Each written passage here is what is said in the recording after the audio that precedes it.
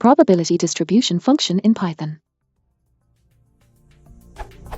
I know how to create an histogram in Python, but I would like that it is the probability density distribution. Let's start with my example.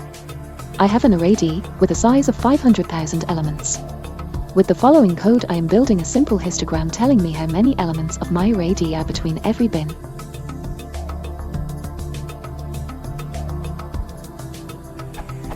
The problem is that this plot is not what I want. I would like to have the probability distribution function of my array D. Instead of having the number of elements of my array which are within every bins, I would like to have the probability of them being in that bin. I tried with normed equals true, but that seems not working since I have bins which are equally log-spaced.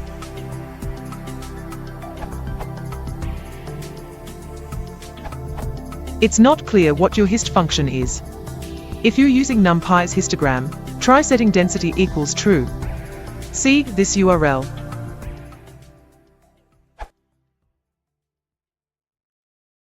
If you want support, click the sliding and drop it.